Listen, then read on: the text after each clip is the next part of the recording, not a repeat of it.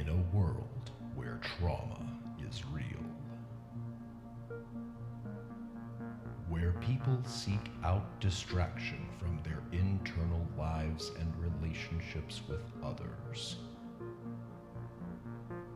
and where no one is taught healthy self-care. Help was needed. In 2019, the mission began.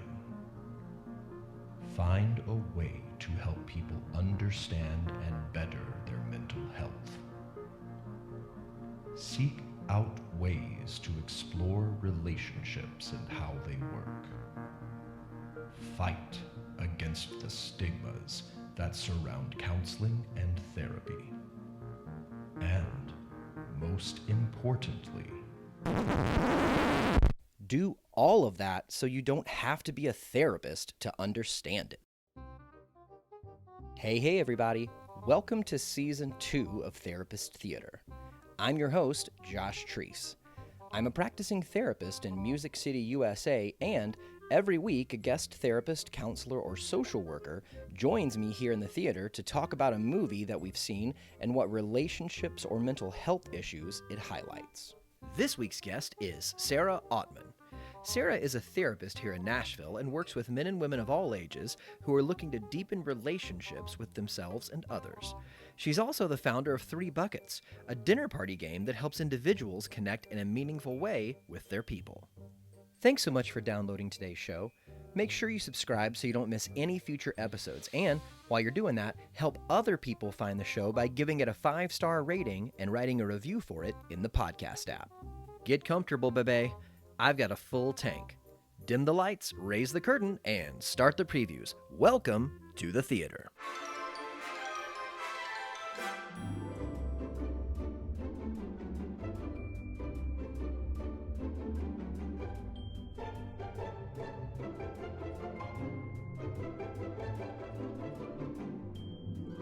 Sarah.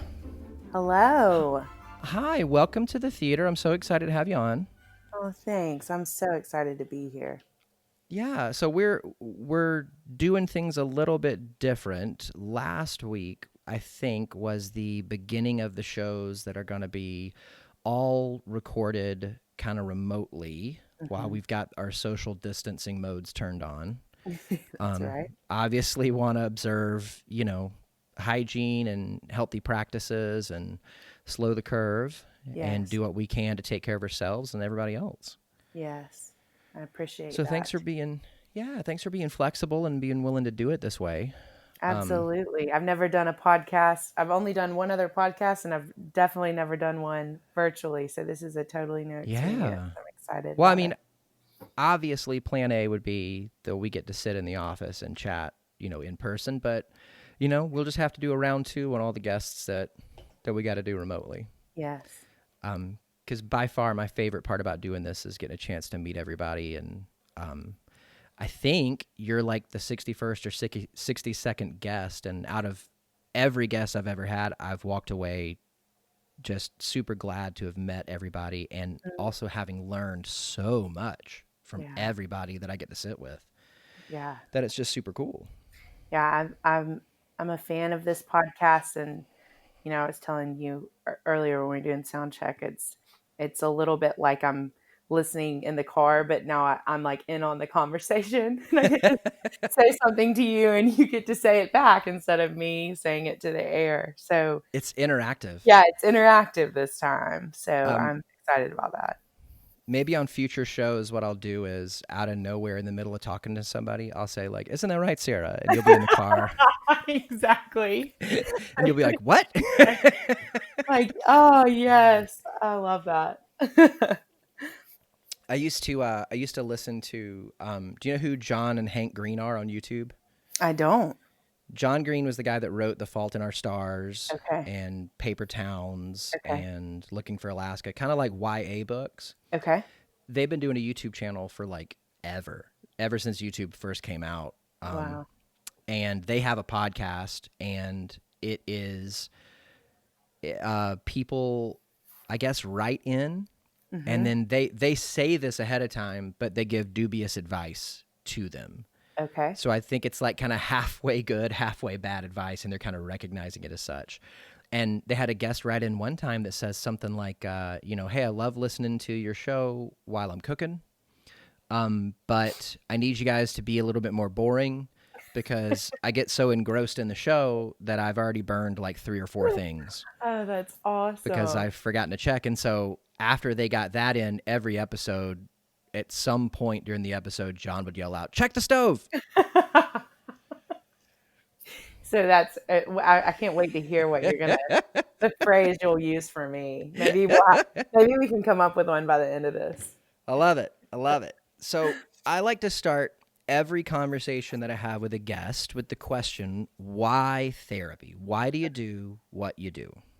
Yeah, it's such a great question.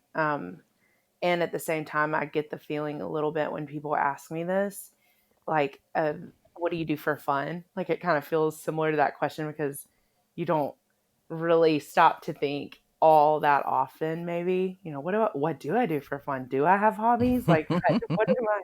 Why am I a therapist? So I had that moment a little bit when I was reading just what question and I obviously know because I listen to this podcast, and so I was thinking about it, and there's not really a long-winded, lofty answer as much as it is. I kept doing internships in college and after college, different things, ministries, a foster care home, different things that I would bump into this problem of I can't do what I want to do, which is sit one on one with people. So Mm-hmm. I would almost get as close as I could get in these organizations to, of people struggling in different ways and really want to just talk to them. Not because I felt like I had, you know, anything like I had the solution as much as like that's how I'm kind of built as for a relationship. And so I Mm-hmm. would get in these admin positions, which anyone who knows me knows is a total nightmare.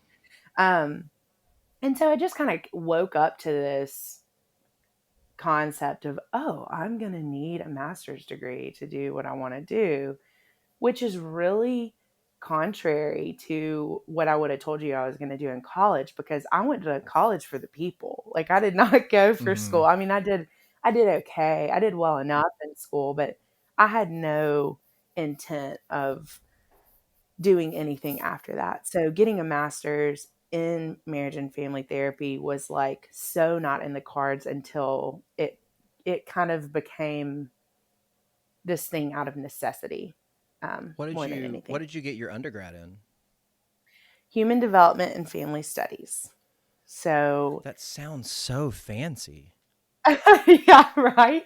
It's really not.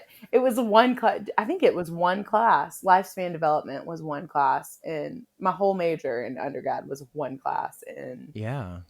in our master's program. So it, I don't really, and this kind of makes me sad to think about, but I don't really remember thinking, what am I going to do with this? Like, I wasn't really like planning out as much. And I think by junior and senior year, I knew I wanted to work for this ministry. So I was like, oh, I'll just go and do that.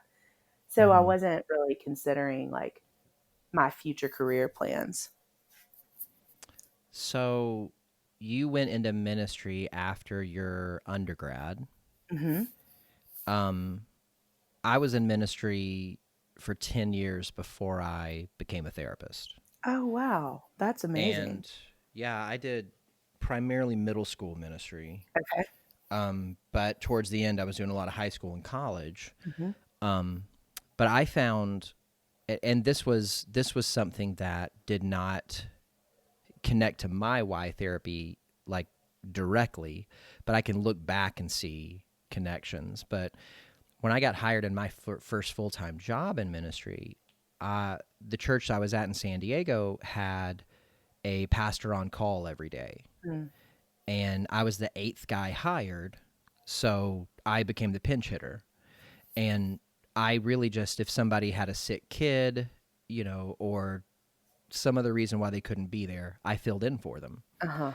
And when I started, I was 24, and there was a day where like 3 people came in needing somebody to meet with them. Mm-hmm. And I just remember feeling like completely out of my element. Yeah. Yeah. Being a 24-year-old and sitting with a 50 or 60-year-old Yep. talking about their adult children. Oh, I'm sure. My undergrad, we had one counseling class, counseling youth and families, but that was not the same as any class I had in grad school. Sure.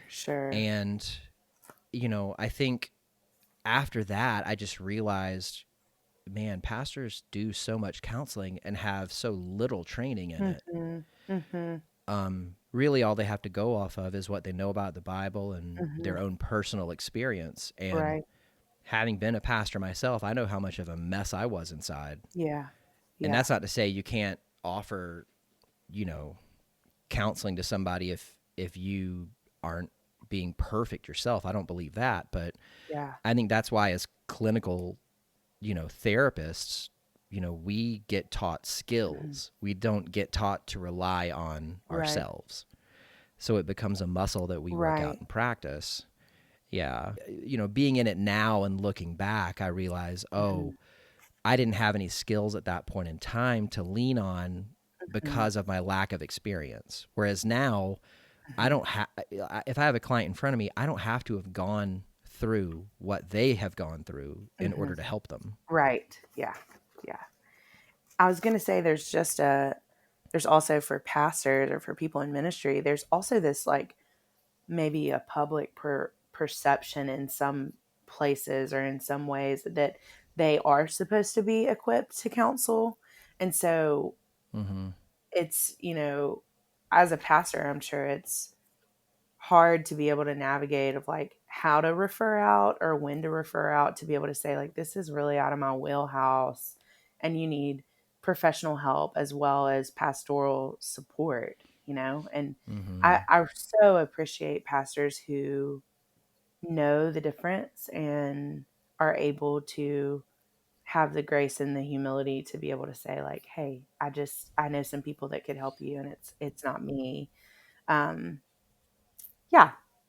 So, While still being willing to walk with somebody. yes, without That's abandoning it, not right, saying, yeah, that's not saying, hey, I'm casting you out the office because this isn't my problem.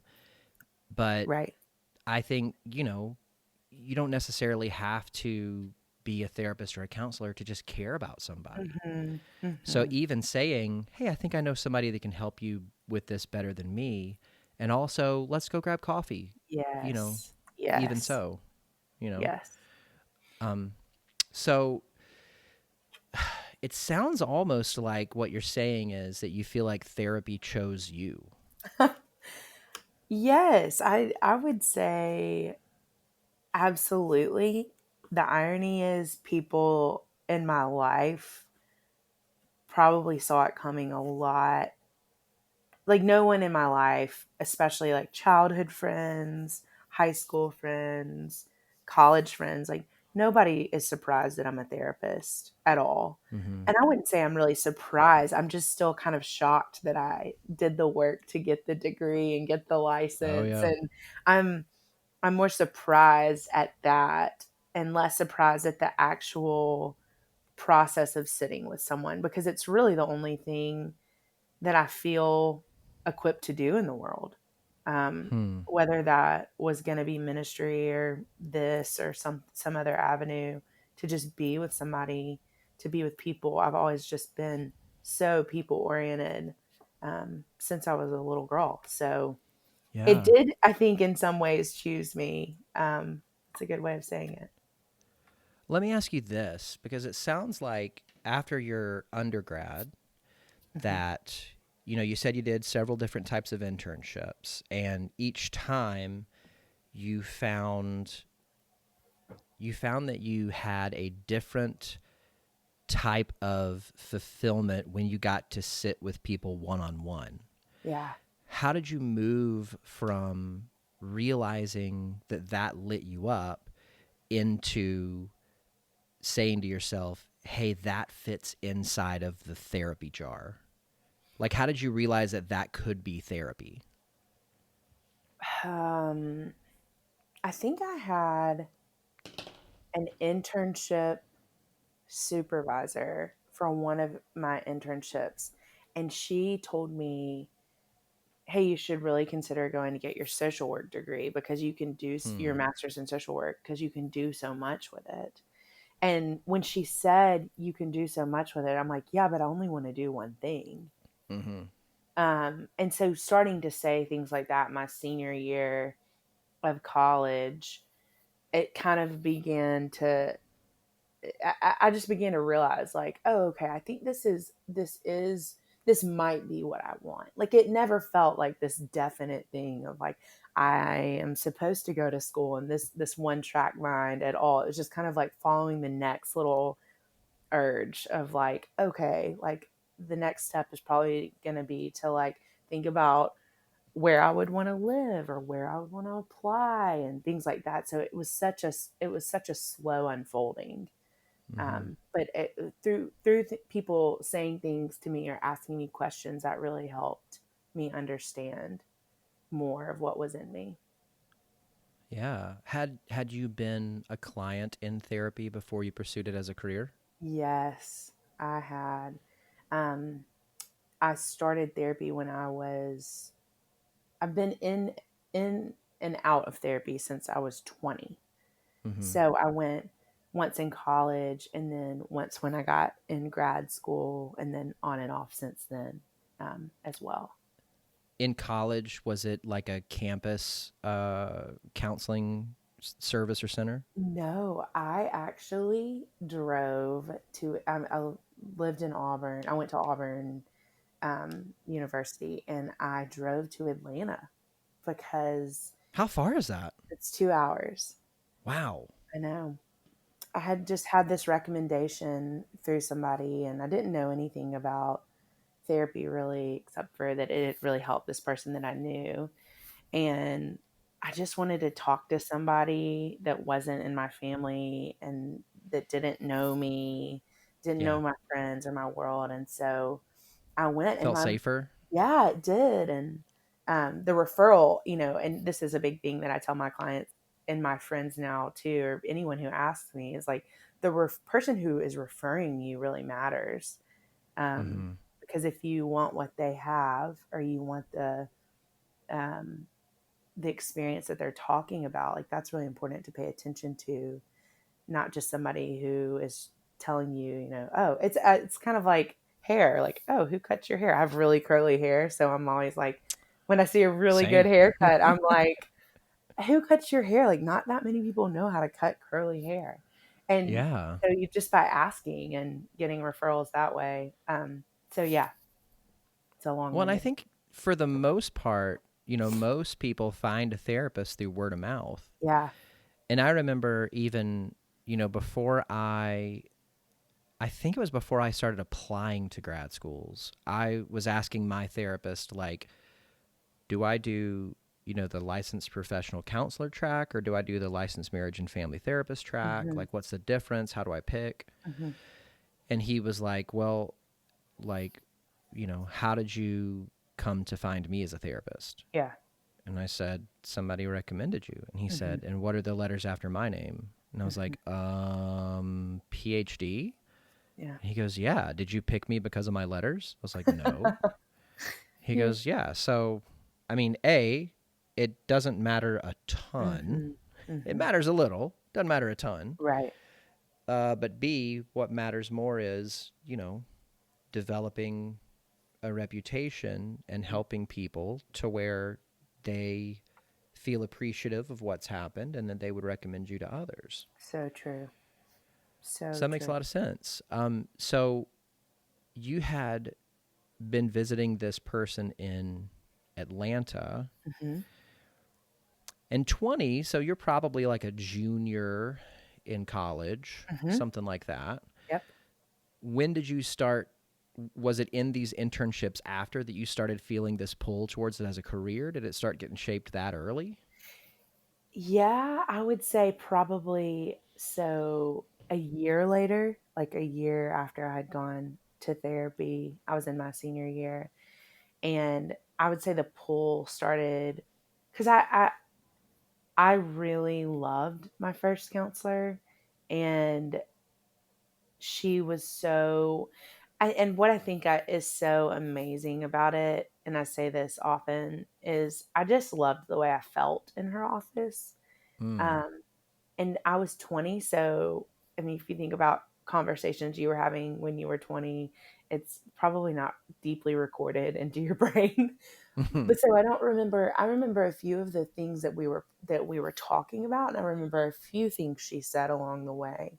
But mostly I just remember the feeling that I had in that office and how Mm-hmm. much I was willing to drive to go feel that, feel that way and feel that That release.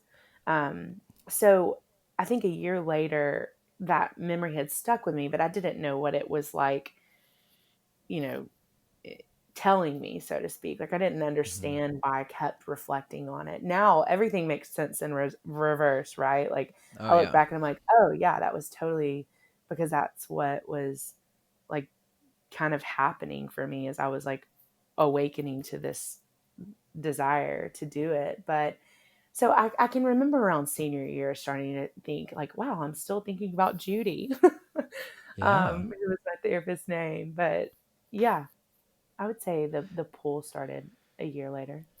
So I had a guest on towards the beginning of the show, and we were talking about the movie Sandlot, and I don't remember how we started talking about like our childhoods and memory and things like that.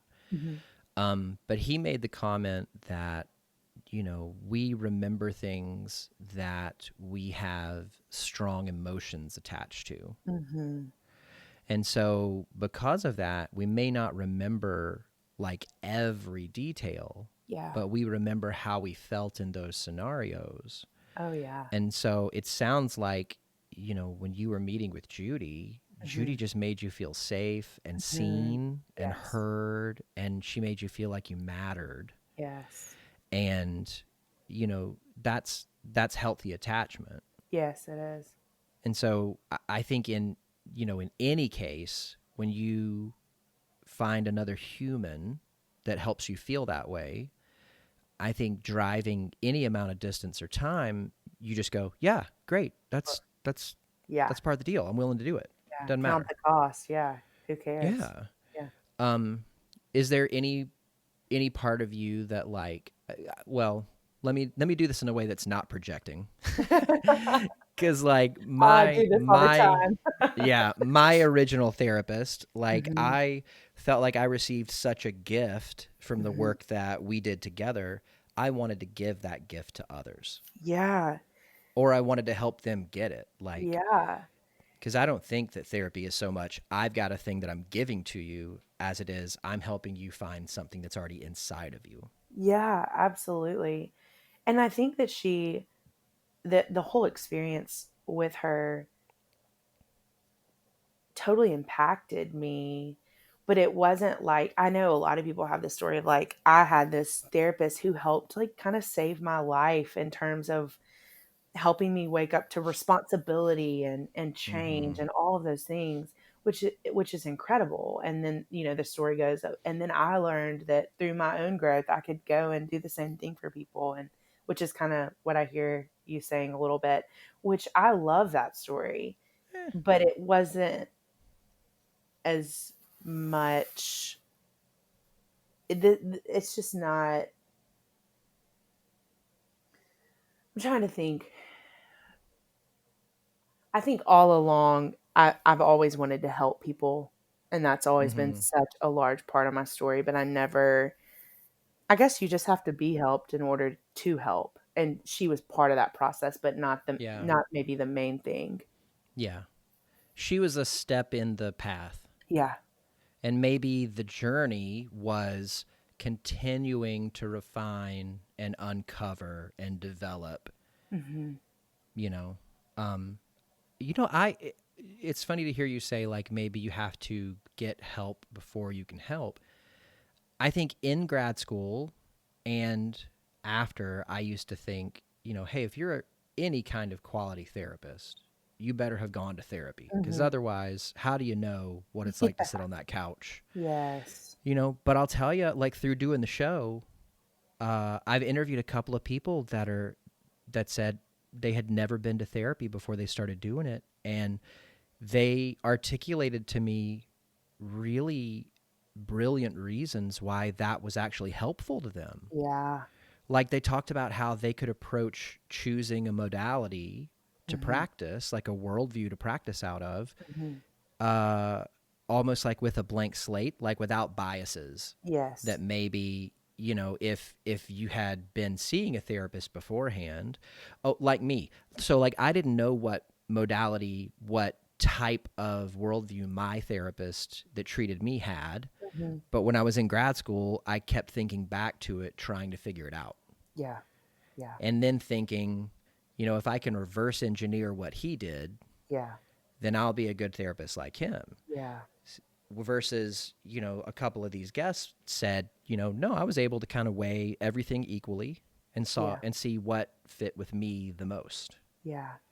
Like it's yeah, sounds like what they're saying is like I didn't have to imitate anybody. I could kind of find out what worked for Yes. me. Yeah. Which I Which my totally first ever session with a client was pure, like, well, first off, I found out 13 minutes before it was happening that it was happening. Oh gosh, what a So, nightmare. like, oh, yeah, yeah. So, which I say is a good thing because I didn't even have a chance to get nervous and freak out. I just Yeah. had to, like, go print off an intake form and, like, Uh-huh. find an empty office. Right. But at that point, I kicked into pure imitation. Just Uh-huh. remember what your therapist did and do Yeah. that. Yeah. Yeah. That was the first couple years for me, probably in some Yeah. ways.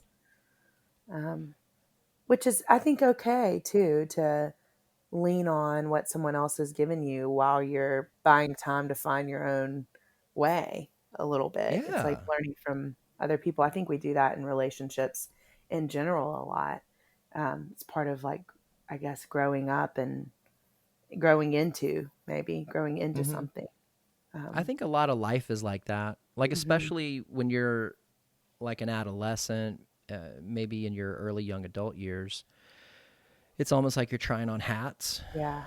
you know? Yes. Um, I think for the most part, that's why, it's so important to help, whether it's your kids or kids that you work with or whatever, choose their friends wisely because they're Yes. just going to become who they hang out with. Hmm. Totally. Um, well, is there any part of your story that we didn't touch on that you wanna bring out? I think that's great. Okay, you want to talk about a movie? Let's talk about the movie. All right, what movie did you bring for us to talk about? I picked The Divine Secrets of the YAYA Sisterhood. Yaya. Yaya. um, I remember this movie coming out. I Mhm. had never seen it before watching it for the show. Mhm. So it came out in 2002. Yes. Yep. Um, what was it about this movie that made you want to talk about it? Well, um, one is that I can quote so many lines from this movie because I've seen it so many times. And for whatever reason, there's like a period between like, I would say like 2000 and 2005 of like era of movies that I could watch over and over and over again, no matter what type of movie. Just something about those years for me, which I haven't really self diagnosed this. I'm just saying this out loud. Is it comfort food? Yes, kind of. And Okay. I would much rather do a repeat sometimes of one of those than watch a new movie, Mm-hmm. depending on what kind of, state I'm in. But Sandra Bullock is one of my all-time favorite actresses. So I've seen most of her movies, especially in those years, like several times. But this movie, I think for me was I was a pretty deep kid, and I like, let's see, in 2002 I would have been like 12 or 11 or 12. So I don't know if I saw it around then, but it was probably in the years after, like so like early, like the tweens, you know? Mm-hmm. And I remember just like being ripped open by this movie Hmm. and crying and loving it, and then that just started this years of watching it, and it's just evolved to me over the years. So that's why I picked Yeah. it.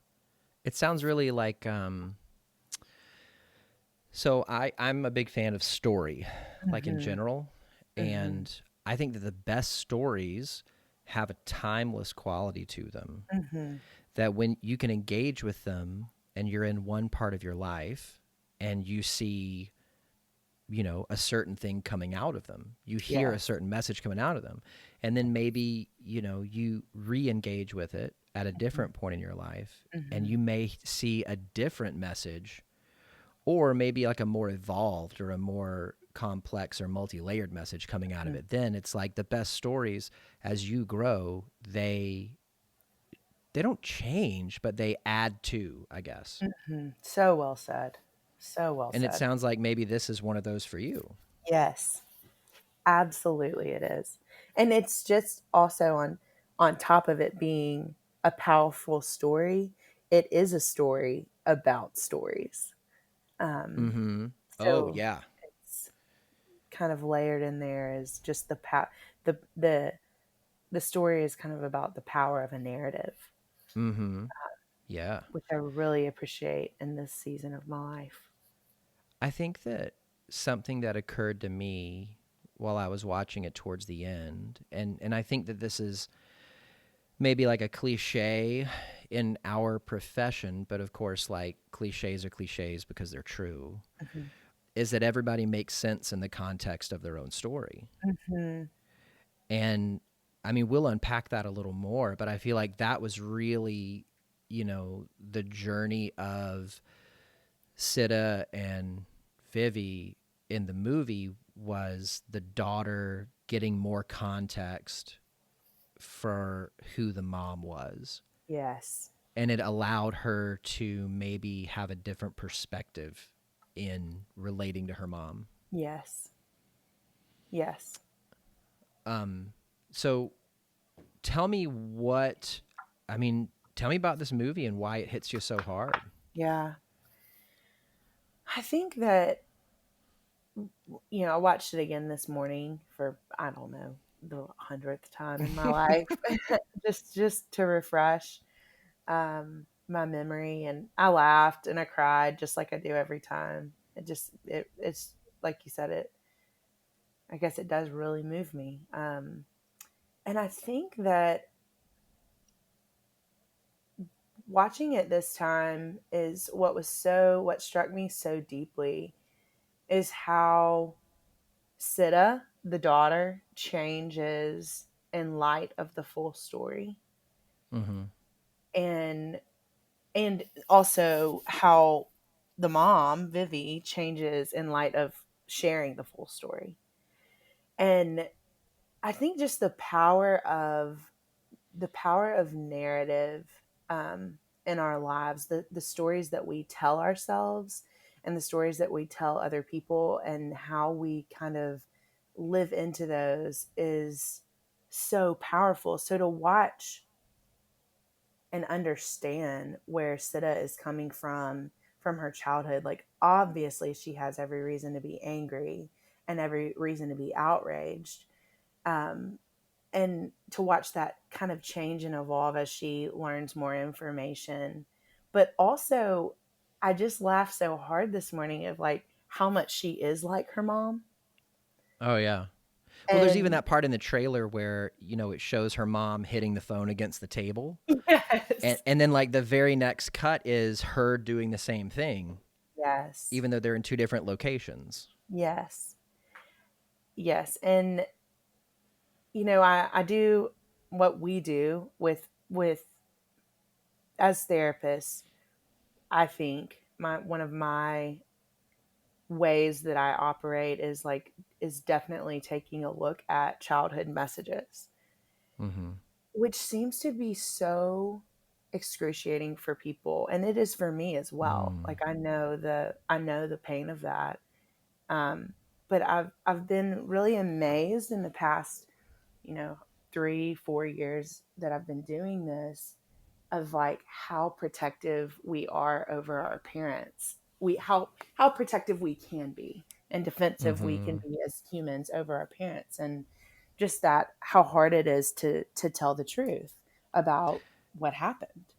Is it, I mean, genuine question, is it that we have the tendency to be protective, or is it that engaging with those old messages really requires us reopening the scar tissue? I mean, what a brilliant question, seriously, because I think the cover story is I'm protecting mom or dad. Mm-hmm. And I think the deeper story is I do not ever want to feel the way that made me feel. I Mm-hmm. don't want to go there again. Um, so, but in order to even get to the deeper story, you kind of have to treat the cover story a little bit, in my opinion. Oh, yeah. Um, so just understanding understanding the defenses around, which is not really the story for Sita, because she's on the opposite end of the spectrum, you know, telling the truth to the journalist, and it's going out in Time magazine. So I do think we tend to fall as people on either side of this spectrum of like, denying or like not exploiting, but blaming, maybe denying or Mm-hmm. blaming. I think that the reason why the Time magazine article that kind of starts the ball rolling on the whole movie, I think the reason why that hit Vivi so hard is because it was true, but it was very colored by Sida's perspective. Mm-hmm. And in the same way that we said earlier, everybody makes sense in the context of their own story. Mm-hmm. Like the Time magazine article was a story without any context. Right.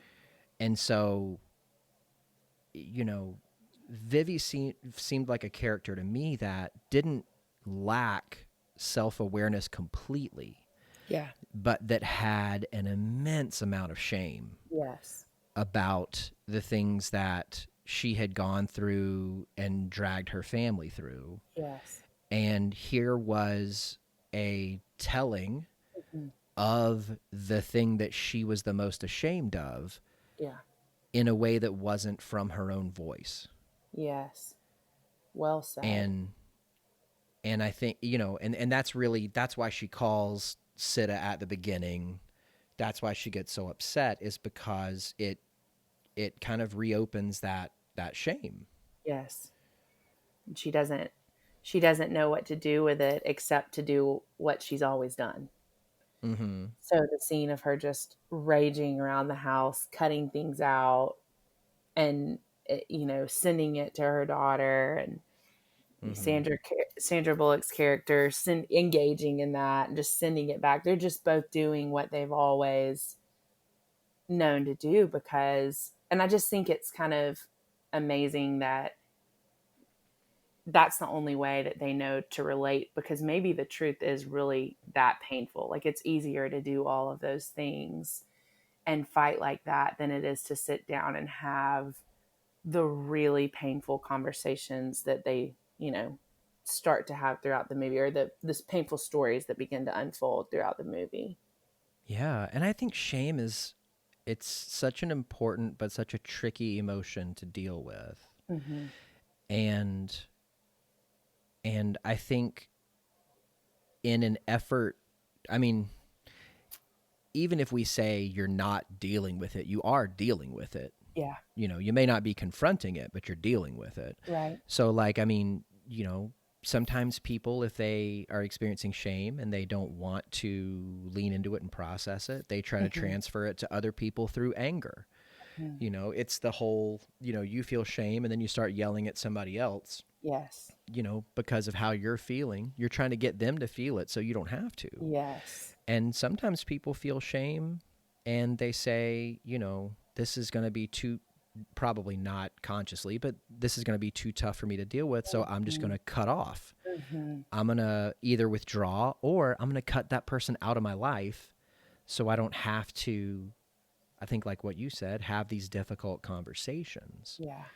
When the truth of the matter is, the conversations that unfold throughout the movie, that is dealing with the shame. Yes. And especially the conversation that happens on the front porch swing at Oh the yeah. end What a beautiful scene.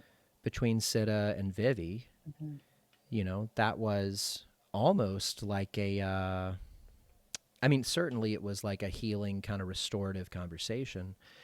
I almost said the word absolution.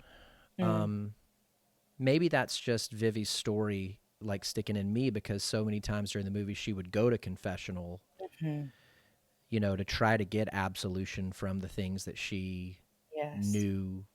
I guess she knew that they were wrong. I mean, I know that she knew that they were damaging. Yeah. You mean wrong in terms of what? I don't know. I mean, well, certainly maybe like morally or spiritually. Yeah. Yeah. But I mean, I don't think that's the only way that things could be quote unquote wrong to Wrong. a person.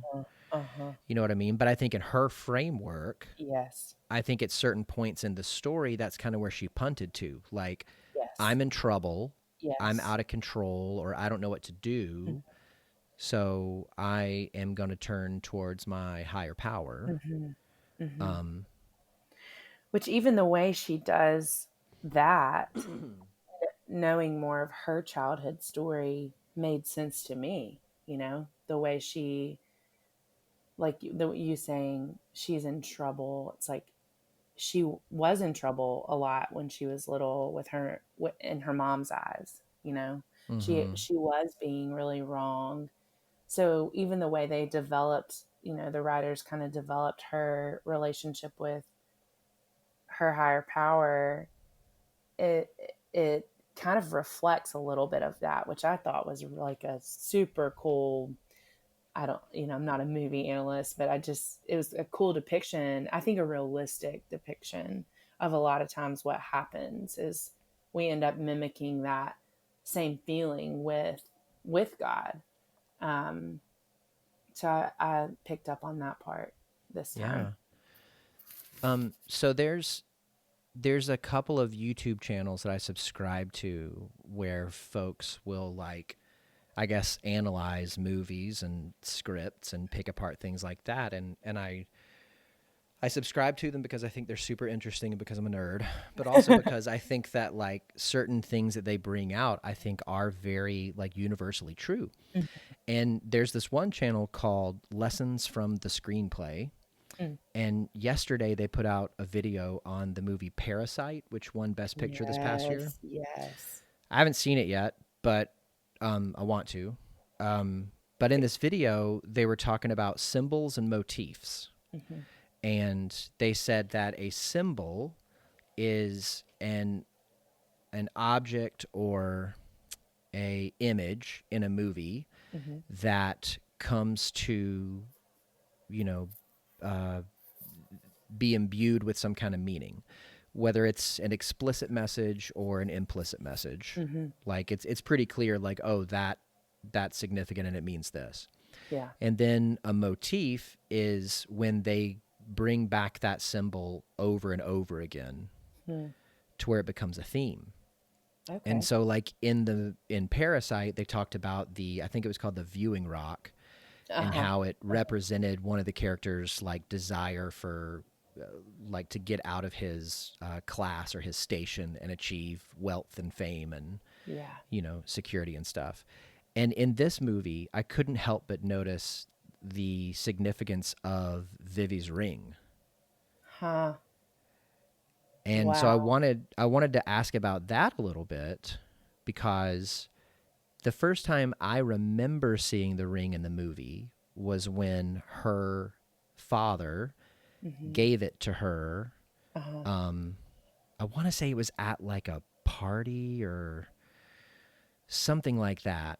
And her mom was like livid. And her mom even said something along, which her mom's name was Buggy, but like, which I feel like watching this movie. So I'm from South Carolina. Okay. And there was just, and I think the movie takes place in Louisiana, but like there's just certain parts of the movie, certain language, certain names where I was just like, this is very representative of like my time growing up. Yes. Some of the names that the characters have, like one of my great aunts, my entire life, we called Toogie, Oh, and wow. her real name was Myrtle, and she was my grandmother's sister, and there were 5 sisters. And I remember asking when I was a kid or something like, what is, first off, how do you even spell that? Toogie. Right. But second off, like, why is she called that? And they said, we don't know. Our dad just started calling her that. And Exactly. it's been, that's been her name ever since. Like, That's how it works around here. yeah, but like at this party, her dad, kind of in front of everybody, gives her this ring, and her mom even at one point makes an accusation like, what must you have done to get him to give you that ring? Which to me, I took as she was saying, were you sexual with your dad or something? Yeah, that was my understanding of it too.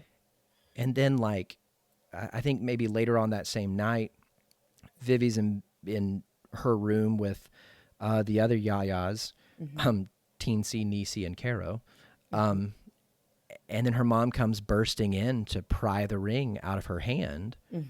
Her dad comes in afterwards to wrestle it from her to give back to Vivi. Like, yeah. And maybe I missed out on something, because to me, I thought that was the first time we had seen her mom was in that scene. No, I think that is the first time that she's at the party that she's introduced.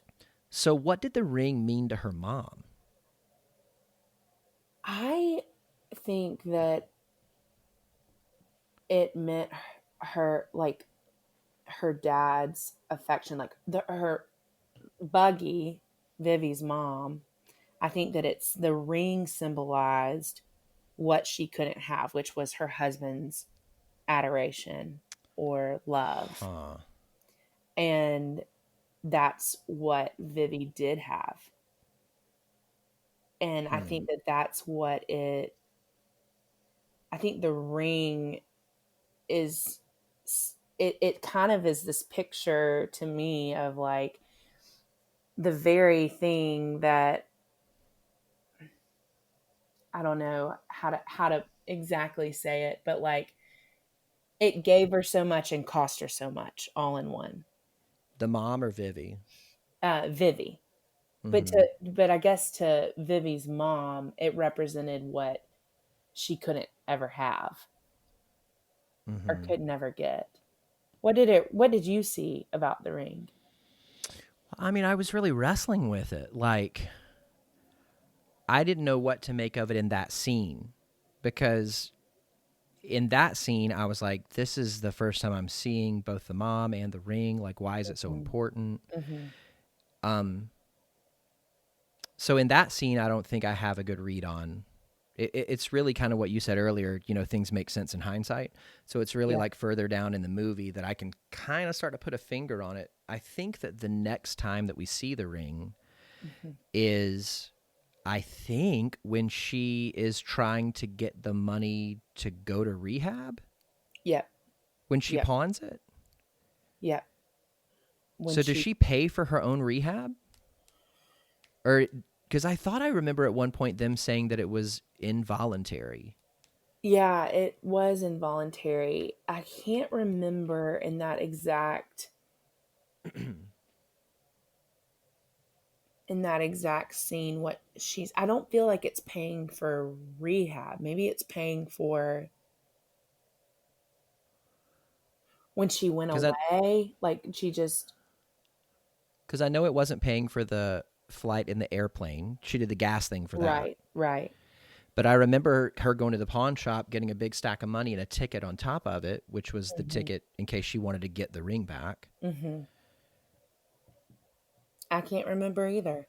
Where exactly it fit, what she what she paid for with it. I felt like it was Yeah. directly related. And the scene right after was she was in like the scenes like in the minutes after she was in that room looking at the beach on the Mm-hmm. phone, which I did when I was little. I didn't interpret that as, a facility, like an involuntary facility. So I feel like they may be two separate things. Like one, she Okay. like went away, and another, she was like kind of sent away. Mm-hmm. But I don't fully know, to be Well, honest. somehow she got the ring back. Yes. And then the next time that I remember seeing the ring show up is in that conversation that she has with Sita at the end of the movie. Yes. Yes. She gives the ring to her. And so it was kind of like in that scene where I kind of thought to myself, maybe the ring represents like vulnerability, intimacy, and being known. Hmm. And like at the beginning, when her dad gives it to her, Uh-huh. it's like I don't have a better word for it than this, like an appointment. Yeah. Like it's not like she has this special relationship with her dad so much as it is her dad saying in front of Uh-huh. everybody else she has a special relationship. Yes. And at least that's how her mom perceived it. Yes. And then when she was in her, you know, I guess it would be active addiction, but like when she went away, Uh-huh. it was her way of being able to disconnect and cut off. She Mhm. pawned the ring to get the money, to get the means to really check out and withdraw. Mhm. And then when she in the end is able to really, by the telling of the story and being vulnerable Right. and like kind of showing her true self and her flaws and her faults to her daughter and thereby becoming fully known, Mhm. she's able to pass the ring to Sita, who is the person that she loves the most Mhm. in the whole world. So almost like she wasn't able to give of her full self for the movie until the end was the first time she really gave her full self, and it was to her daughter. Yes. That's good, Josh. Maybe that's why you have a podcast called Therapist Theater. I mean, 100 times didn't give me that.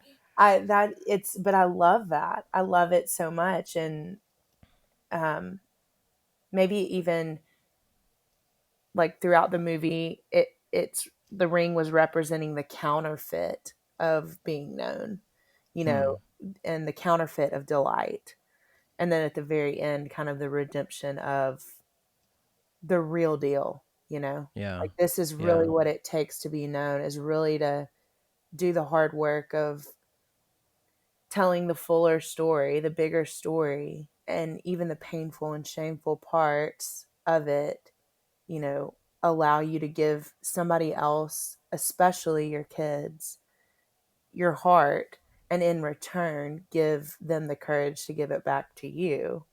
Um, Yeah. so that scene on the end just gets me every time on the porch, just really gets me every time. And when she's, doing all that and exchanging the ring. So Yeah. I would be curious, like, because I know you'll watch it again. yeah. Watch it again and like watch the ring and see, and Yeah. then like shoot me a text or an email and tell me what you think about it. Because Okay. I mean, I gotta tell you, like, if I wouldn't have watched that video about Parasite, I Yeah. don't know if I would have picked up on that. Yeah. Yeah.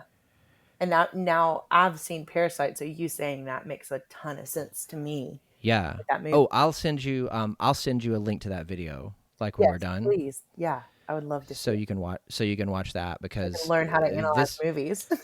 Oh my gosh. Well, like this. So there's a couple of channels on YouTube that I watch for like that reason, Hmm. and it's always surprising to me when a movie that seems so surfacey, I guess, maybe, or not even that, maybe I just take it on a surface level, Hmm. but when somebody can kind of break it down and go, here's what these things mean, Yeah. and then it kind of opens up your eyes to the story in a different way. Hmm. And I've had that experience on the show so many times. Like I've watched a movie and preparing for a show and just been like, yeah, maybe at worst, meh. And, or maybe that's at best. And maybe at worst being like, I hate this movie. And then I talk with the guest. And by the time I'm done with the interview, I'm like, oh my gosh, I love this movie. I have to own it. Yes. Yes.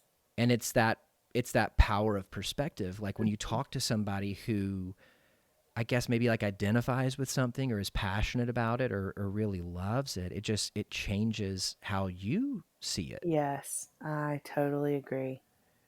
Um, so I'm curious to hear about the actual yayas because I think a I mean this is the case because at one point I had to turn on the closed captioning because like I'm Southern, depending upon like my proximity to home and how often or how much time I spend there, my accent gets thicker or lighter. Yeah.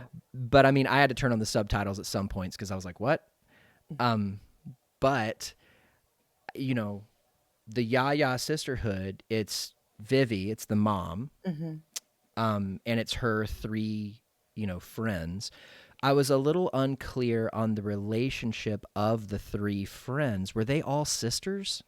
No, they're not. They weren't sisters. They were childhood friends that kind of lived near each other, and then grew up around each other, and then stayed friends Okay. forever. So none of I them thought were related.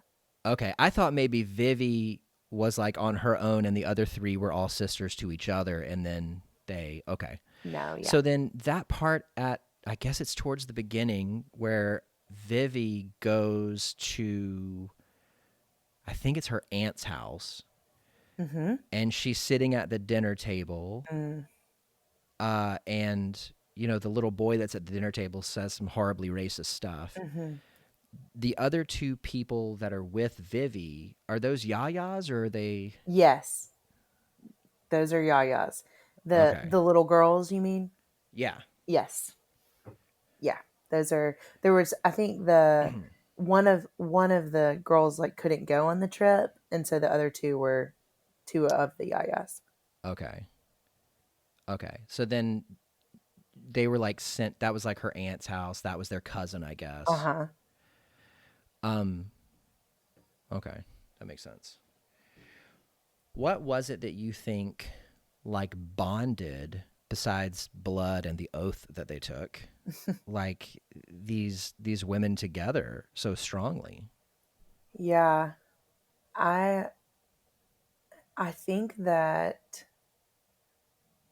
in short, my answer to that would be pain, but Oh. more specifically, I think like witnessing each other's pain throughout growing up. Um, the scene on the bed after the ring thing happens between Vivi's parents, and just the way she kind of, like these girls had just been having this fun night doing normal teenager rebellious stuff, and then come home to Vivi's parents and just their toxic dynamic, Mm. and just the way she kind of collapses into their laps, and they just kind of, I think one of them, I think it's Caro, says like he is like just immediately after her dad walks out of the room, um she says she is so sick talking about her mom, and just reminding her like this is not you, like separate yourself from their stuff, this is not your fault, this is not your fault, is Mm. essentially what that scene is. And so just kind of the way they're like protecting each other, and then when the war happens and Teensy's brother dies, who Vivi was the love of Vivi's life, and just that scene where then they're kind of Oh. comforting each other there, because that was Teensy's brother. Jack was I Teensy's did not brother. okay, I did not get that. I was Yeah, wondering,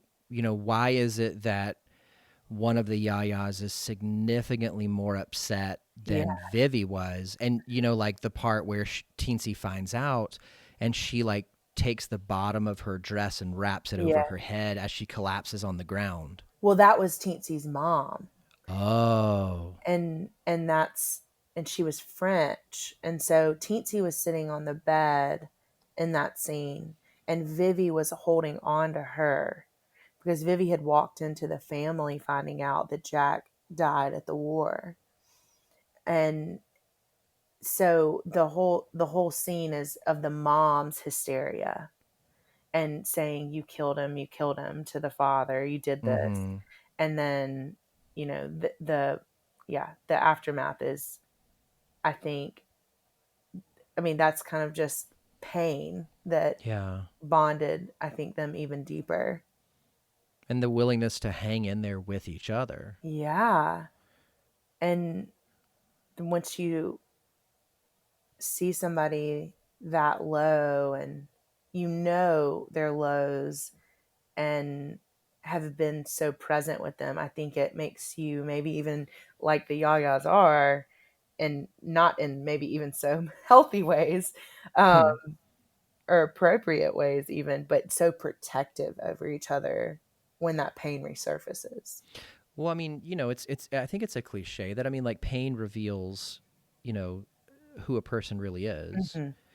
And so if the journey of the movie is kind of this, revealing of Vivi's context Hmm. to Sita, certainly over the course of their lives, the Yayas had lived the context with each other. They had seen through pain Yes. who each other really was. And so in the moments where Vivi was, just the worst Hmm. towards everybody, they knew that's not my friend. Hmm.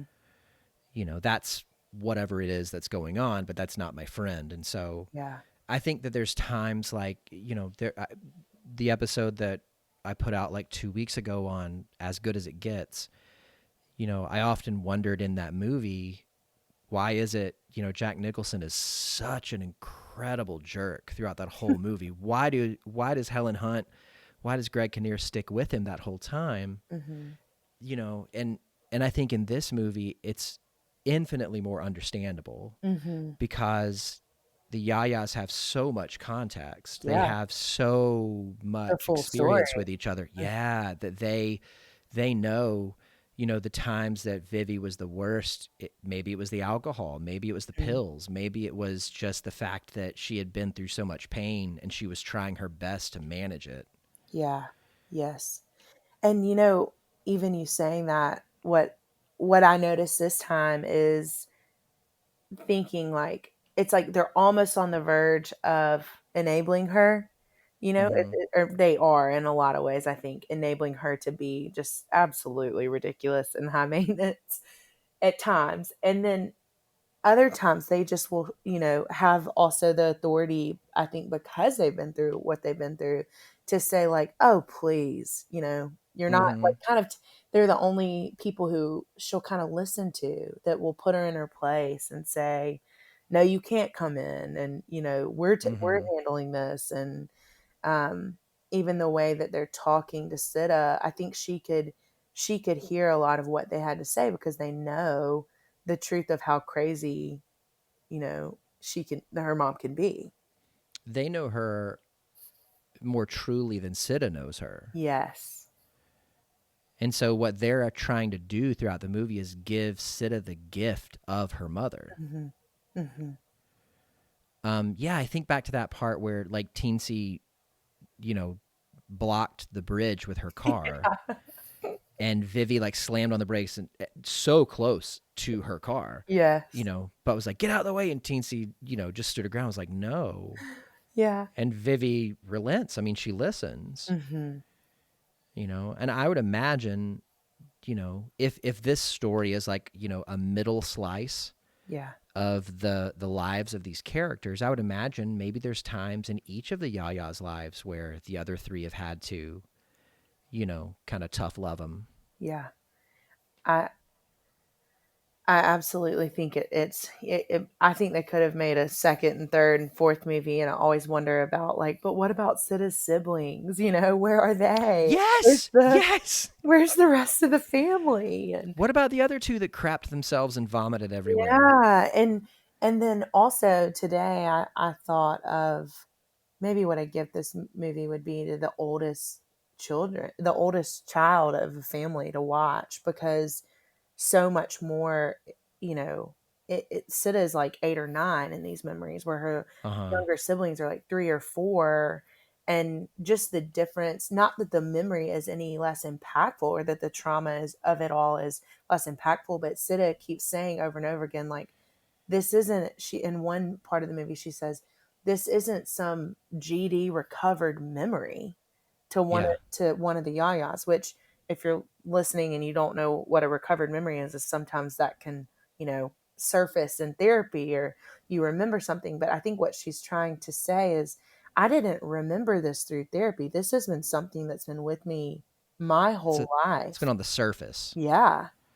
Yeah. Like a recovered memory, like our brains are hardwired for survival. Mm-hmm. And so sometimes if something is too traumatic for us to remain upright and moving forward, our brain goes, cool, let's file that away and bury it. Yes.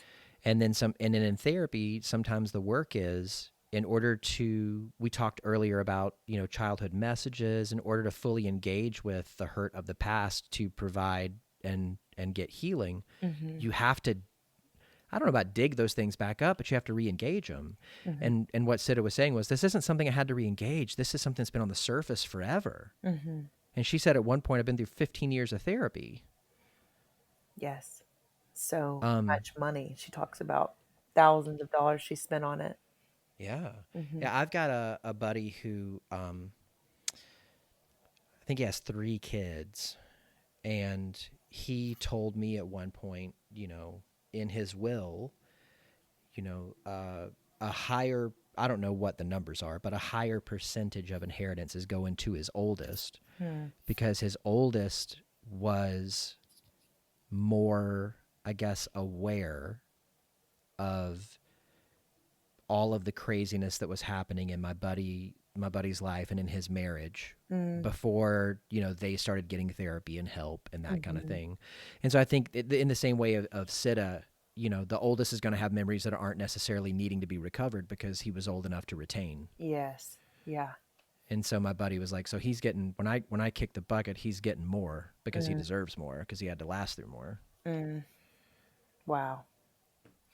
Um, I think the, you know, my favorite part of this movie, my favorite part of the story, and something that has even taught me along the way over the years of watching it, and something that so informs the work I do now, is that my parents are just humans. Like Yeah. they are,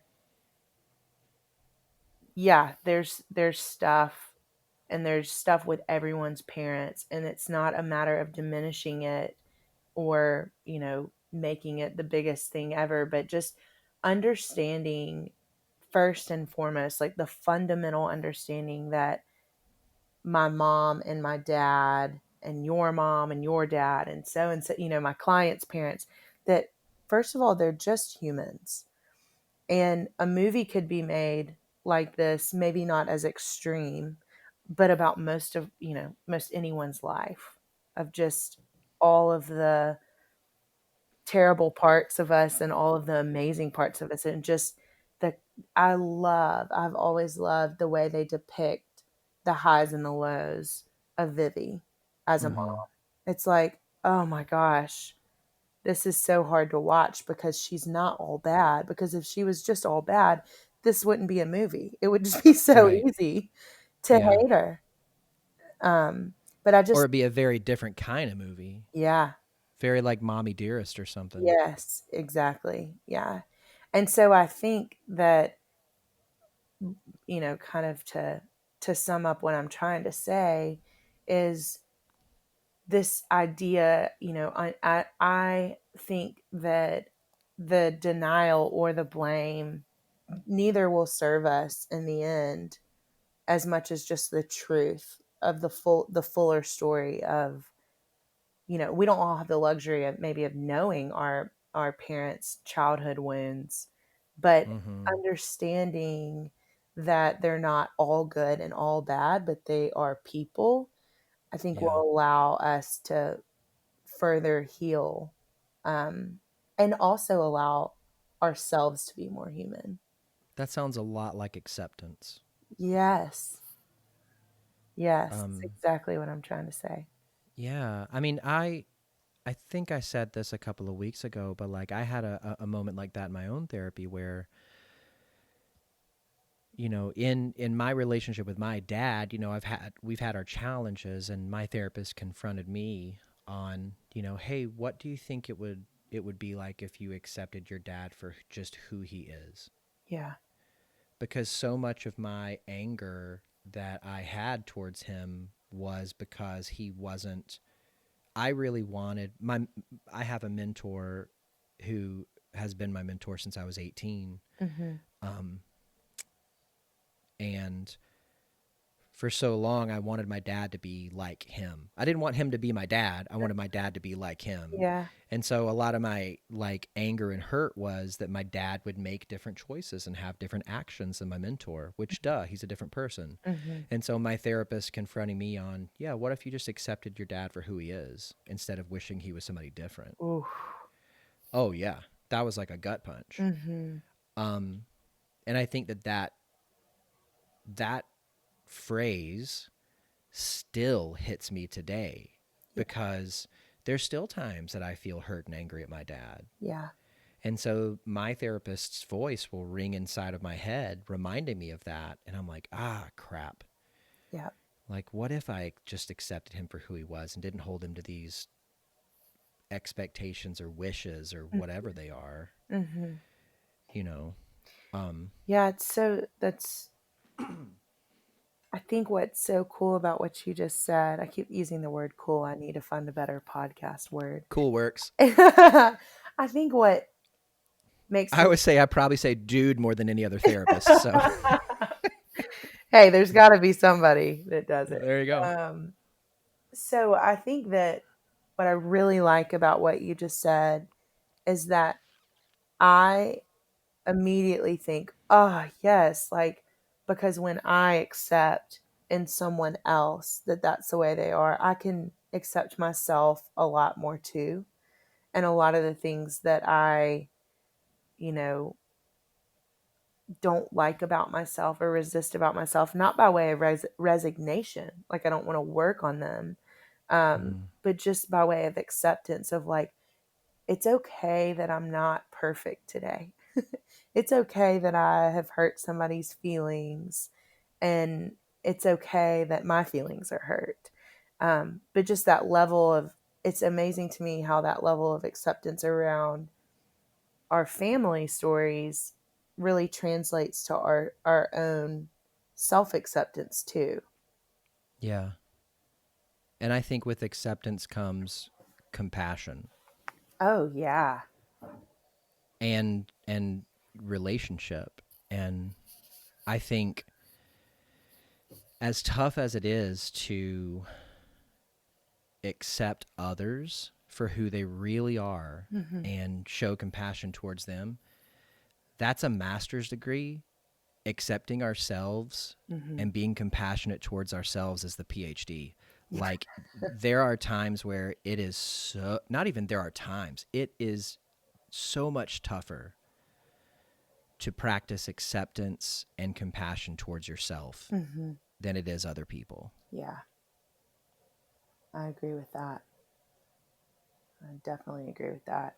And I almost wonder if practicing it towards others is the training ground for doing it for yourself. Like, Yeah. if one has to come first. I don't know if it does. I'm not saying that authoritatively. Yeah. Wondering. Yeah, I would wonder. I would wonder if that's true as well. I think um, it's definitely true for me. And maybe even, what's the word when both affects the other one?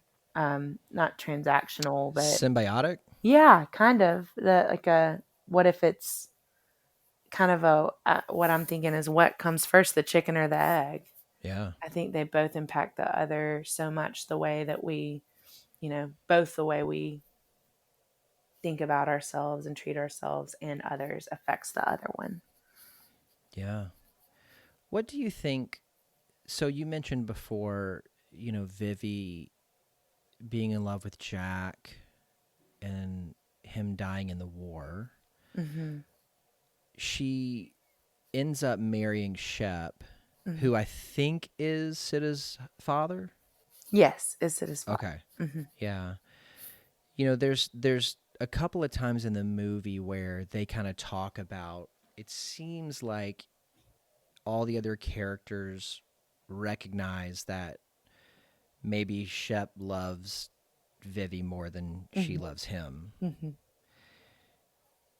Do you think that A, that's true, and B, that I don't know. I got so many questions around that. Like, why did she marry Shep? I Right. mean, did she not love him as much as he loved her? Was that just a result of her not being able to handle the pain of losing Jack? Yeah. I don't know. I think it's like an interesting question even to ask right after what we were talking about, because I wonder too. I mean, that's a really painful part of the movie for me to watch, like just because Shep is this very loving man, and he endures a lot of crap. Um, Does he endure it or does he withdraw from it?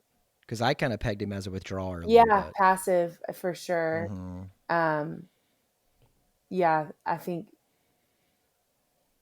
withdrawn for sure, and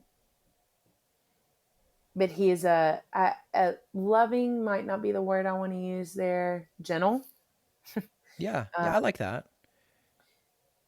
a gentle man, and at the it's painful to me that he sits on the sidelines and doesn't really engage or protect in those as much as I want him to in those childhood memories that goes that sit as childhood memories.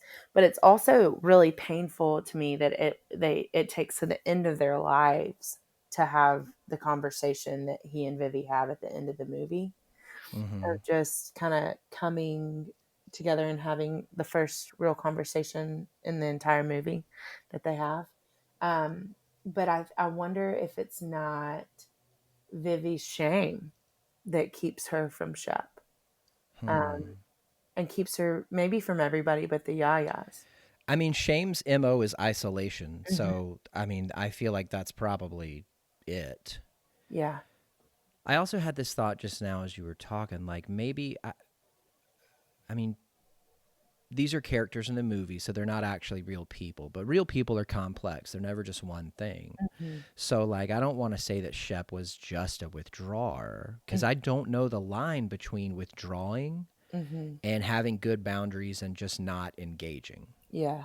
Like, just because he doesn't kind of jump in the same way that the Yayas did. Right. Like this is her husband that lives with her that has Hmm. seen stuff that even the Yayas haven't seen. Right.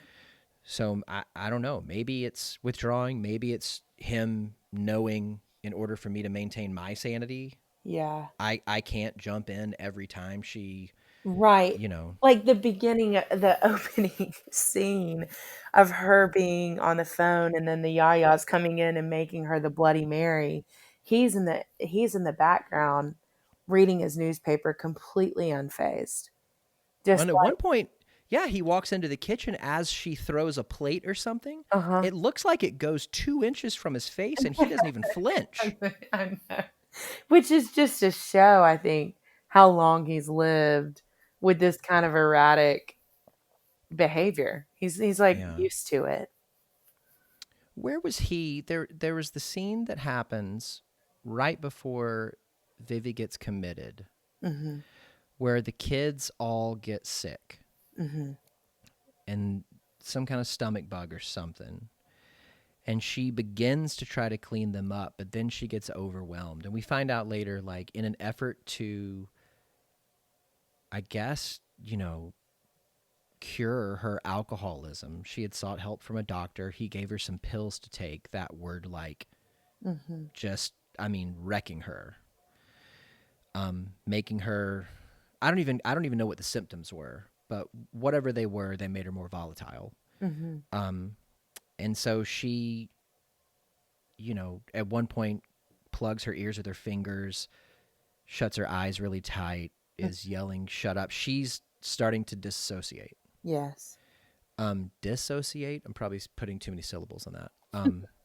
But then she like makes the kids go outside in the rain and takes off the son's belt and starts beating the kids Hmm. to where, you know, the two servants that they have at the house have to pull her off of them and like take the kids away, like put them in the truck and drive them away. Where was Shep at that point? Great question. A story I make up is that he was at work, but maybe it's because I really want to love him. Yeah.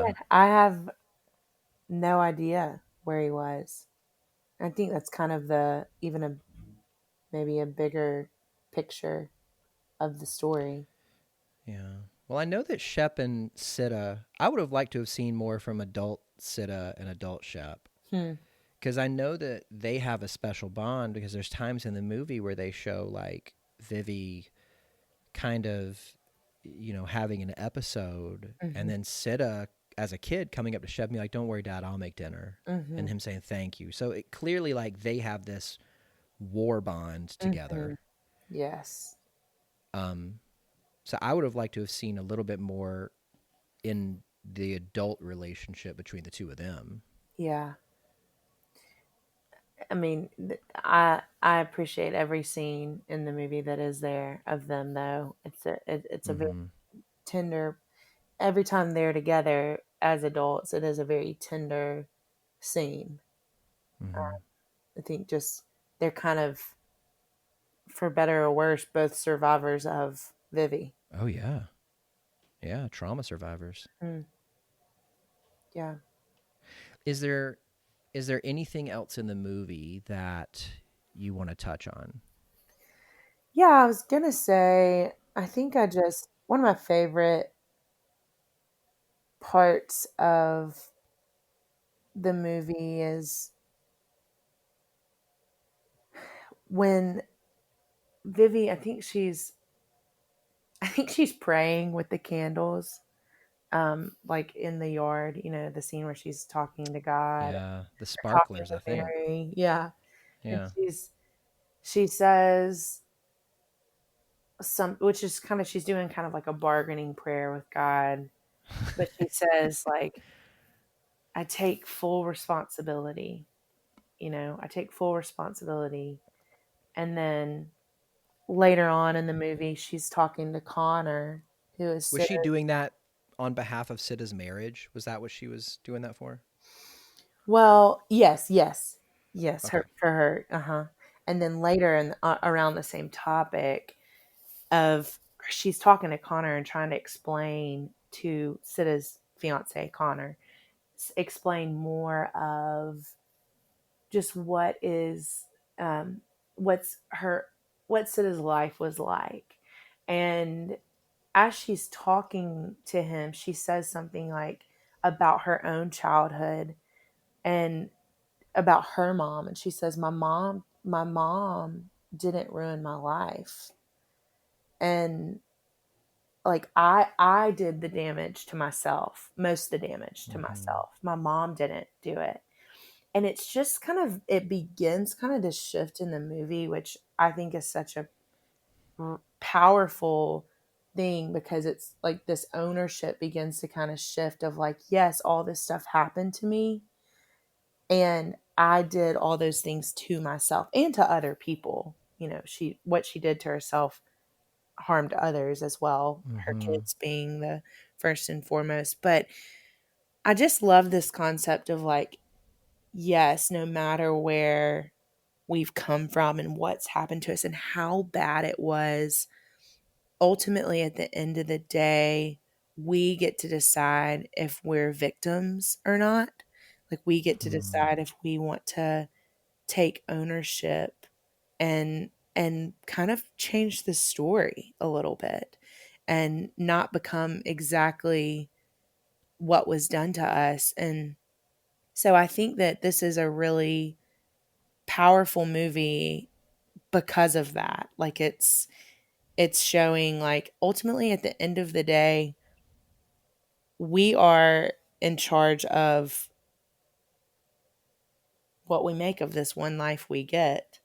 And I always like to, like, see the movie through the eyes of, like, what if Sita had a daughter while she was working all this stuff out with her mom? Oh How yeah. affected would that child be? And how much compassion will we have for that character? And when does it, how does the compassion end if you really know the full story? Not that everything should be tolerable, but that everything can be, I don't know if I want to say understood there, but I think that's fair though, and I think it's possible to understand something and not approve of it. yes, yes. Because there's so many times with my clients where, maybe they act out in their addiction or something, and as we kind of autopsy the acting out episode, Mm-hmm. and they talk through the emotions that they were experiencing and the situation that was challenging them, I'll say to them, I understand. Like it makes a lot of sense that Mm-hmm. your window of tolerance was exceeded and you needed to find a way to cope. Mm-hmm. Now, let's look at different other ways to cope. Yeah. And that's not because I approve of what happened, Mm-hmm. which my role is not to approve or disapprove, but I still get it. Right. Yeah, you still understand it. Yeah. Yeah. Yeah. Yeah, I think that 15 years of therapy got Sita to where she could have that conversation with her mom. Mm-hmm. And actually 15 years of therapy didn't. 15 years of therapy plus the time she spent with the Yayas Yeah. got Sita. Yes. But maybe the therapy got to where she could hear the Yayas to where she could hear the mom. Yes. Yeah. Yeah, I like that. Tell me something that your clients have taught you. Wow. If I kind of zoom out over my experience, my several experiences with so many different lovely humans, I'm trying to think of an overarching thing.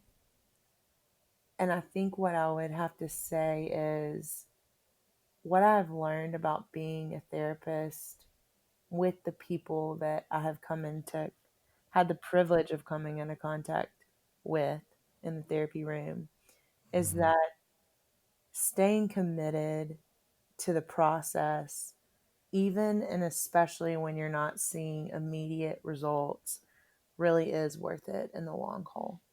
Mm. And that there's such benefit in walking through uncomfortable and painful parts of your life, even if you don't see it right then. Mm-hmm. And that there really is a gift in every valley. And you really will find something. It's not just to no end. We don't just talk about hard things to a meaningless end, but that it actually moves you forward into something that you're made for. And I think that's really what I've learned is just the long suffering that it takes to heal. Yeah. I think that, and I've experienced this as a client and as a therapist, so on both sides of the room. I think that one of the greatest gifts that therapy gives us is it doesn't eliminate the challenges, but it does mean that you're not alone as you walk through them. Yes. And Yes. I just, Yeah. I think that that's such a powerful thing.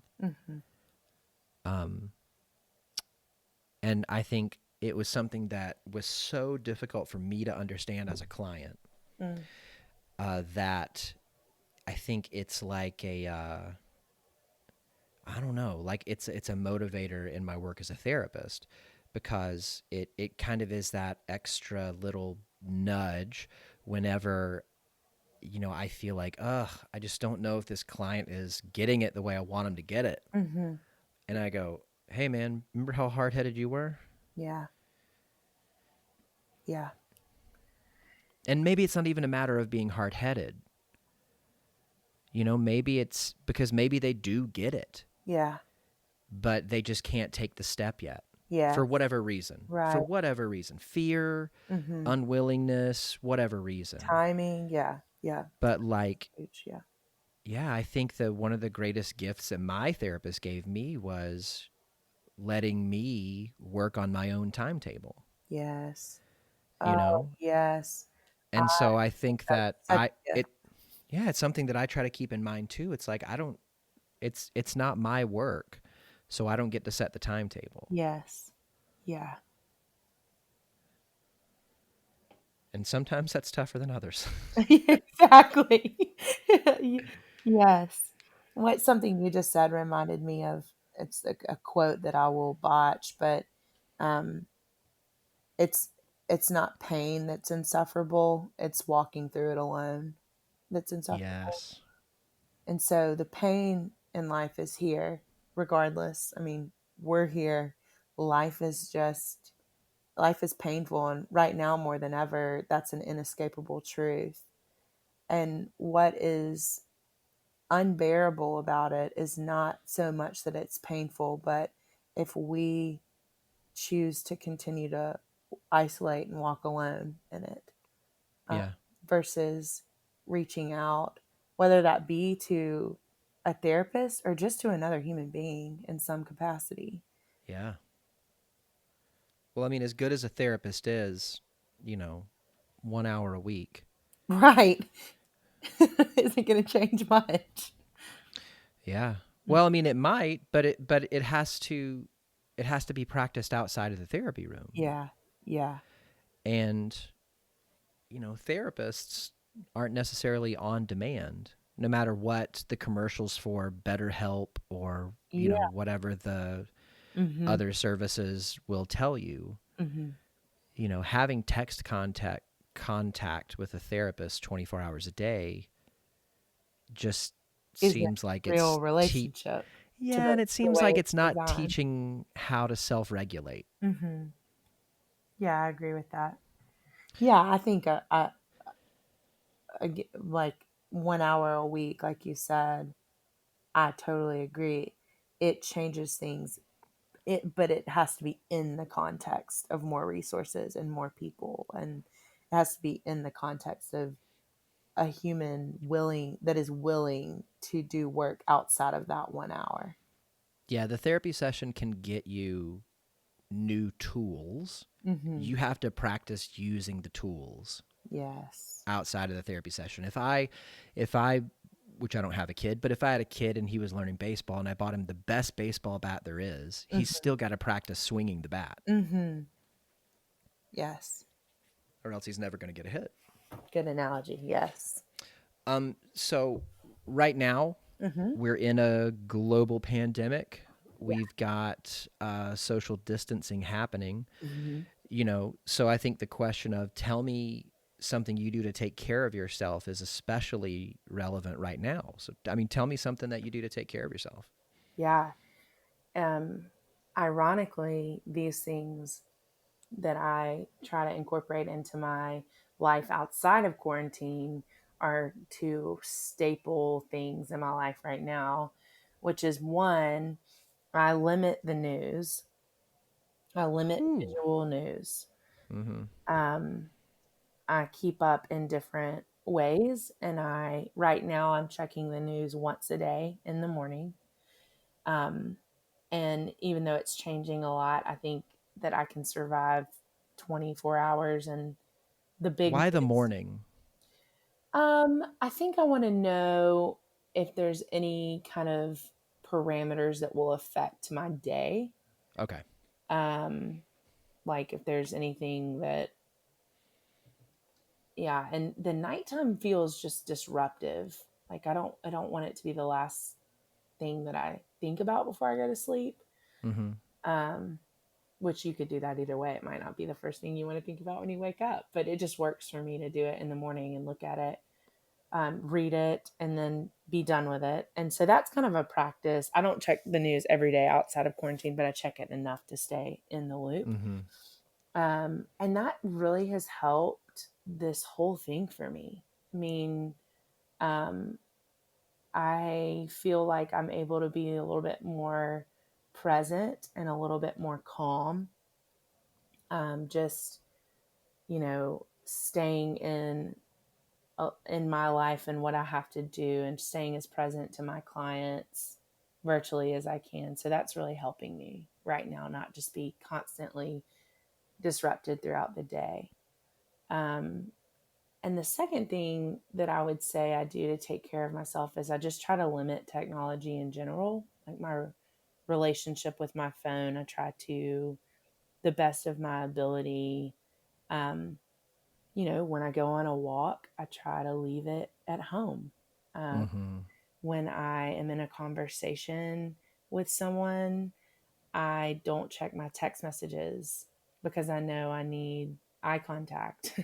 Even Mm. though the messages and the notifications, I feel like we've kind of been groomed a little bit as a society to think that that's the most important thing. I think one of the ways I try to take care of myself is to push back against that in my own life and say, that's not the most important thing. This thing that I'm doing Yeah. right now, this person that I'm with, is the most important thing.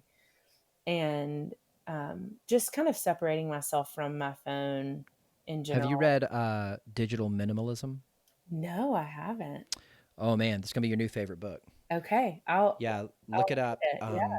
And I'm a big advocate for using Libby, which is an app that you can, if you have a library card, Uh you huh. can check out ebooks and audiobooks for free for two Oh, weeks. awesome. Okay. Yeah, so like all of the audiobooks I listen to are pretty much from Libby. Oh, I love Um, that. Okay. but digital minimalism is it's just that. It's the guy that wrote it, it's like a 30, it might be Cal Newport, but it's like a 30-day reset where you try to basically fast from any non-essential Mm-hmm.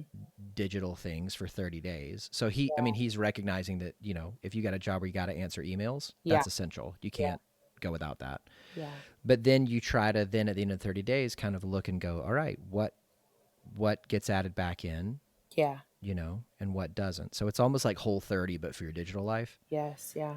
But it's great. Yeah.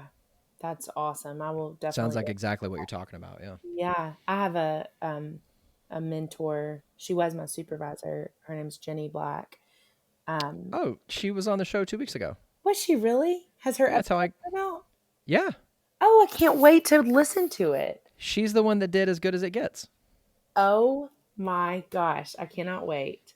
That Oh is yeah, so we talked a lot about that towards the end. Yeah, okay. her media advocacy work. Yeah. Yeah, so she has influenced my life tremendously, and my life has gotten substantially better since I met her, just because she's in it, but also because she has um, really given me a lot of information and helped me understand and evaluate what we're talking about. And it's Oh just yeah, made my quality of life so much better. So, yeah.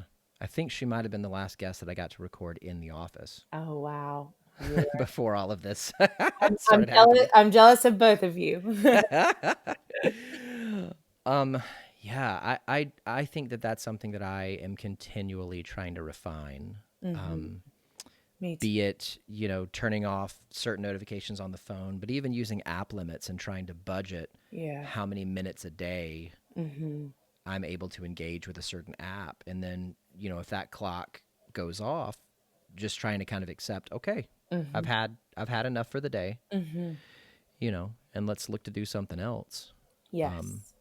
there's a guy, I read a book last year called 10% Happier.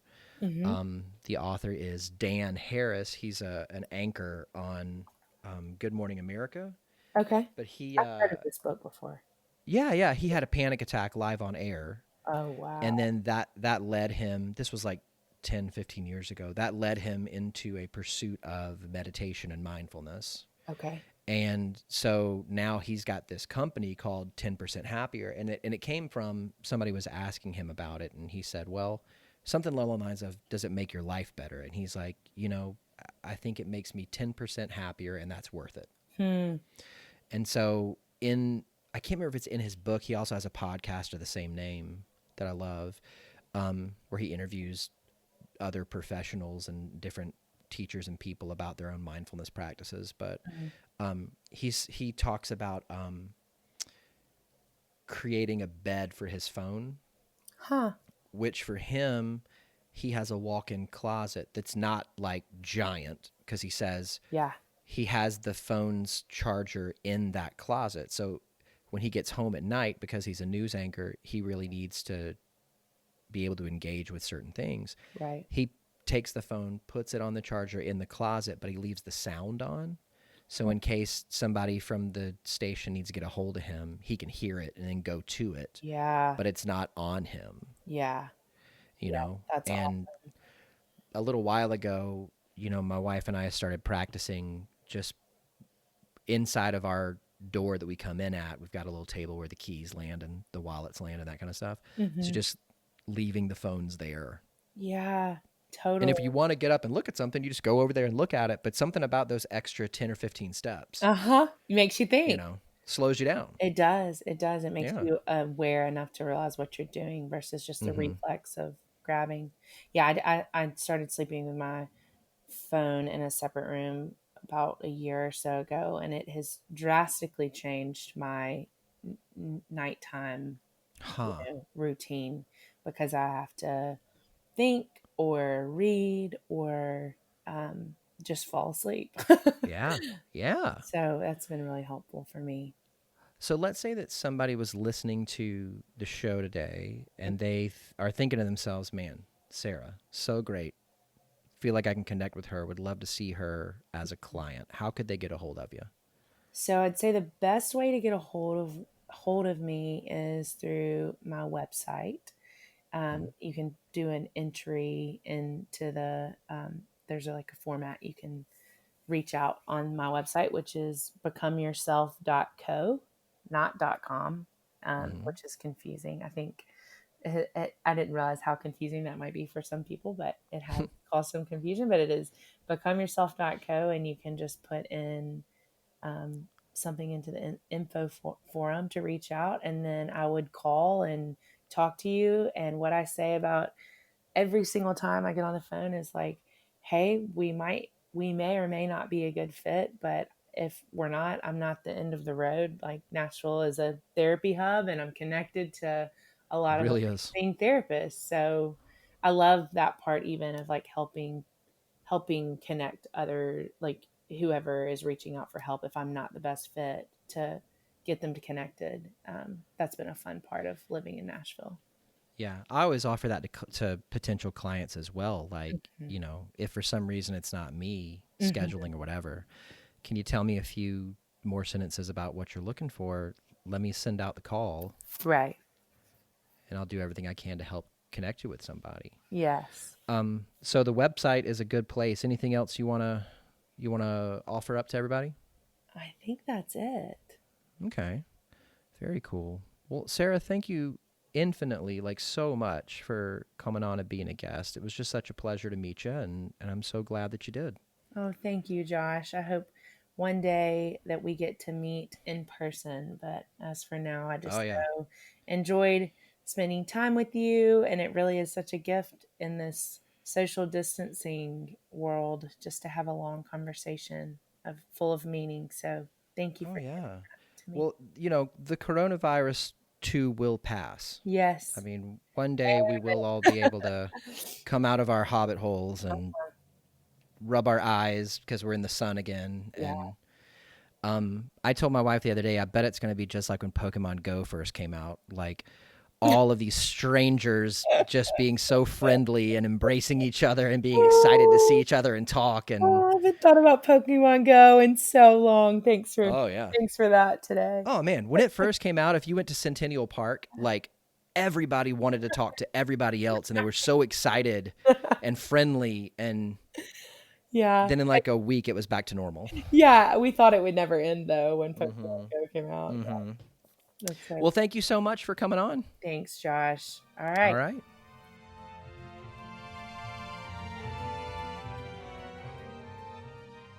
Hey everybody. We've done it. We have survived another week of social distancing. I think that my count is somewhere around 22 or 23 days for me. And I'll be honest with you, there are some days that are better than others. But I think because, there's no template that any of us have built in to guide us through this, that doing the best we can is enough. And there's been two things that I've seen posted in my social media feeds this past week that I kind of wanted to touch on. And the first was a friend of mine posted on Twitter. She was asking a question: is there anyone in the world that is not anxious right now? And I responded to her and said, no, there's not. We are in a collective trauma, and there's no right way to get through this. There's no wrong way to get through this. We're all anxious. We're all scared. And we're all doing the best we can. And I hope that in the middle of realizing that this situation is not our option A and that we're doing our best, I hope that we can all realize that grace is something to offer those around us. It's something to offer our friends. It's something to offer our family, and it's something to offer ourselves. During the episode, it's certainly something that Sarah and I spoke to. It's that sometimes, offering grace and compassion for yourself, it's the toughest thing, but I think right now it's more important than ever. And the second post that I saw this week was on Dr. Terry Murphy's Instagram feed. And that was, she mentioned that she had spoken with somebody who, a lady who has kids, and this lady was kind of expressing some, I guess, like shame and guilt over thinking that shouldn't this feel like a vacation, being home with your children so much, and it doesn't. And Terry on her post said, this is not a vacation, this is a crisis. So right now you are at home in crisis. You are working from home in crisis. You are parenting in crisis. And I think that's true. All of our survivor instincts are kicked in. None of us are living our typical, routines or norms. And we're once again just doing the best we can. And so I just want to encourage you guys to keep doing the best you can. Keep doing the next right thing. That is a good recovery cliche to remember at this point in time. You don't have to figure out, what do I do 2 months from now? You don't have to figure out, what do I do a week from now? Just concentrate on doing the next right thing. It's a great way to stay in the here and now. It's a great way to calm anxiety. Thanks so much for joining me this week in the theater. I'll make sure I save a seat for you and a friend next week. Let's raise the lights, lower the curtain, and say that for this week, the theater is closed.